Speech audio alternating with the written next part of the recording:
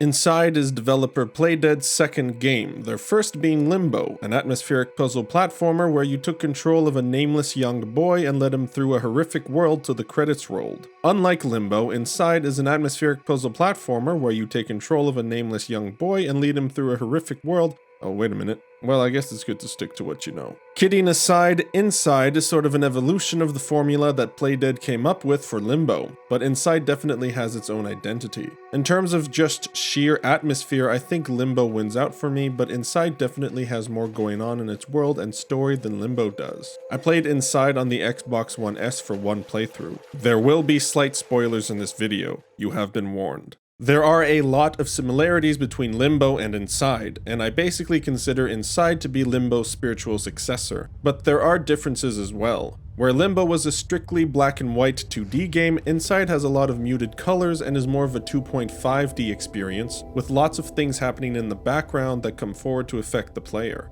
The game looks like a dystopian painting in motion, and its visuals do a good job of showcasing not only the horror of Inside's world, but the beauty inside the horror as well. The atmosphere here is fantastic. Animations are very well done, with a fluidity to the movements that is pretty spectacular to watch, even when what's happening on the screen is dark and violent. Like Limbo, Inside begins in a forest area, but takes you on a journey that winds through urban cityscapes and abandoned industrial areas, even going into what appears to be abandoned underwater research facilities. Like Playdead's first game, Inside is short, about 3 hours max, but it doesn't waste any of that time. The sound design does a lot to carry the game, as there are many instances of quiet, where you'll hear nothing but the sound of the boys breathing and footsteps hitting the ground. And every other sound you hear, like the ominous and foreboding sounds of machines around you, or the frenzied and terrifying sounds of vicious dogs barking as they chase after you, is used to punctuate the silence and let you know that there is danger nearby. The score is just as simultaneously serene and gorgeous as it is confronting and tense, making heavy use of synths that sort of just float in space, but also incorporating lots of elements of the sound design as well, such as layering in a heartbeat during a marching sequence in the game, or the sound of rain or water to coincide with the areas that you traverse. Limbo did the same thing, but I think Inside takes this incorporation of sound design into its music to another level. Inside doesn't have a word of dialogue, and as far as I know, doesn't even have a short setup line like Limbo did, but as you venture through the game's world, it's pretty evident that there is a story here and themes that the developers are trying to explore. You begin the game with the boy popping out from the left behind some trees, and we are immediately greeted with the sight of what appears to be a truck full of people being driven away from an area of the forest that is filled with these strange pod-like structures. You don't know who the boy is, where he comes from, or where he's going, but for some reason these strange men dressed in black, armed with guns and attack dogs, seem to be trying to find the boy and kill him. As you continue forward, you'll come across a dilapidated farm with dead pigs everywhere that have weird worms sticking out of them. Discover a strange helmet-like device which allows you to control worker drones that seem human, and pass through an area with a never-ending pulsing wave that explodes the boy on impact.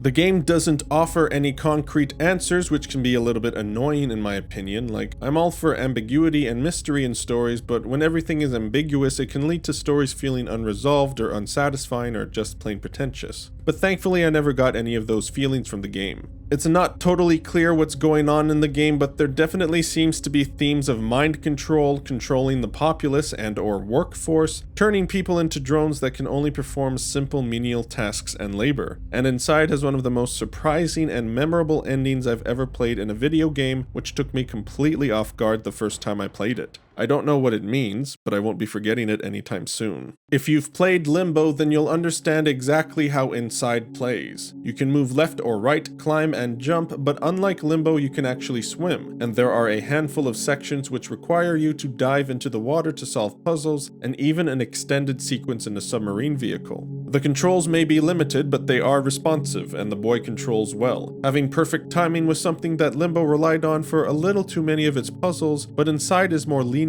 with its puzzles in this regard. Inside has a good amount of puzzles for you to figure out throughout the game, and most of them are clever and have cool twists to them that keep them interesting for its entire duration. I would say that the puzzles in Inside aren't too challenging or mind-bending. You probably won't get stuck on too many of them for too long. Rather, the puzzles are used to help explore and reinforce the themes, like using the mind control helmet to control worker drones to continue forward, or having to evade searchlights from pacifying robots with tasers. Inside still subscribes to the trial and death formula of solving puzzles that Limbo did. Oftentimes, the only way to figure out the solution to a puzzle is to try something, realize it wasn't the solution, and watch as the boy dies in horrifically violent ways. This type of puzzle solving can be frustrating, but like I said, you'll probably get hung up on only a handful of puzzles, and the checkpoints are always very generous, and the game loads quickly, so it keeps frustration to a minimum. This is the second time I've played through Inside, and I enjoyed it as much as I did the first time. Between Limbo and Inside, I think I prefer Limbo simply because the game's atmosphere is something I value very much, and Limbo's atmosphere is just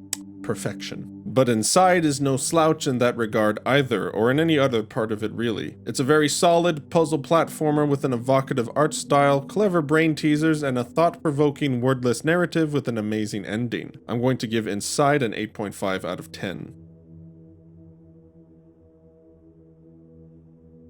It's the end of the year and the beginning of a new one that will hopefully be better than the last one for most of us. The next video will be the Cyberpunk 2077 review, and I'm anticipating it being quite long. If you enjoyed this video, please consider leaving a like, subscribing, and commenting your thoughts on the game. Thanks for watching.